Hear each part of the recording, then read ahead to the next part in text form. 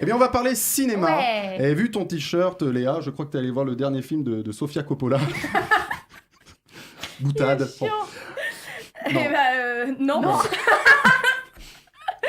Non, donc je vais vous parler de Ready Player One, qui est le film de Pâques cette année. Et oui, pas de lapin ici, mais un Easter egg, qu'on traduit littéralement par œuf de Pâques. Mais en fait, pour ceux qui l'ignorent, un Easter egg, c'est une fonction cachée dans un jeu vidéo, dans un programme informatique, ou même tout simplement une référence cachée quelque part dans une œuvre, par exemple. Pour son grand retour au film d'aventure, Steven Spielberg nous embarque dans 2 niveaux d'Easter egg. Il y a la quête du film en elle-même et il y a toutes les références que le maître du cinéma a décidé de glisser pour ravir les fans et attiser la curiosité culturelle des plus jeunes. L'histoire se déroule quelques années dans le futur, juste ce qu'il faut pour que cette société aliénée soit crédible. Les gens vivent par quartier, plus ou moins riches ou plutôt plus ou moins pauvres. La planète nous a confisqué ses ressources et l'existence humaine est réduite à une tristitude sans précédent. Elle s'est donc réfugiée dans une réalité alternative, enfermée dans ce qu'en 2018 nous appelons Virtual Reality, la VR. Là-bas, c'est Oasis et son défunt créateur a caché des indices menant à l'œuf ultime. Celui qui trouve cet œuf hérite de l'Oasis. C'est le défi dans lequel se jette le jeune Wade Watts, aidé de ses amis virtuels.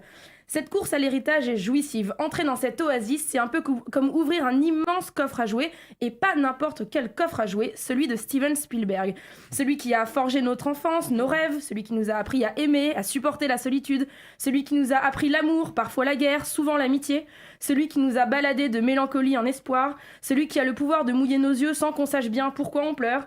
Dans ce coffre à jouer sacré, on peut y retrouver tout ce qui fait la pop culture d'hier et d'aujourd'hui. Un T-Rex, un géant de fer qui y côtoie une DeLorean, une Harley Quinn qui rencontre les héros en boîte de nuit, les films de John Hughes qui sont apparemment des tests pour débusquer ceux qui n'ont pas de culture. Et on évolue durant une séquence méta dans ce qui est le plus bel hommage à Stanley Kubrick qu'on puisse faire. Un hommage rempli de bienveillance et d'amour, d'un ami à un autre ami, d'un cinéaste à un autre cinéaste.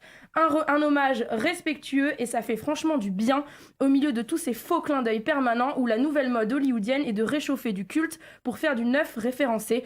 Je pense à Jumanji cette année, mais les exemples sont légion. Quand on connaît un petit peu la filmographie de Steven Spielberg, on s'attend, en plus d'un divertissement monstrueux, à un récit hautement symbolique et réflecteur d'une société où le virtuel et le numérique ne cessent de gagner du terrain. Mais bien loin de la pensée unique qui vise à stigmatiser ces avancées technologiques, Ready Player One accepte le futur et ne juge jamais ses personnages, dont le casque de réalité virtuelle représente aisément nos smartphones et les réseaux sociaux d'aujourd'hui, dont nous sommes tant accros. Le génie du divertissement nous livre le film référence de cette décennie, comme Les Dents de la Mer l'étaient dans les années 70, E.T. dans les années 80 et Jurassic Park pour les années 90. Comme à son habitude, son message n'est ni blanc ni noir, juste ce qu'il faut de nuance et de naïveté pour nous laisser attendrir par une histoire plus proche de notre temps qu'on ne le pense. Une histoire qui nous projette vers un sentiment doux et nostalgique. Ready Player One, c'est un pont pour voyager dans le temps, tantôt dans nos souvenirs, tantôt vers le futur. Et au présent, devant l'écran, on se dit que notre casque de réalité virtuelle à nous, c'est un ticket de cinéma. Et notre évasion, notre oasis, c'est bien évidemment aujourd'hui et depuis toujours le cinéma de Steven Spielberg. Oh.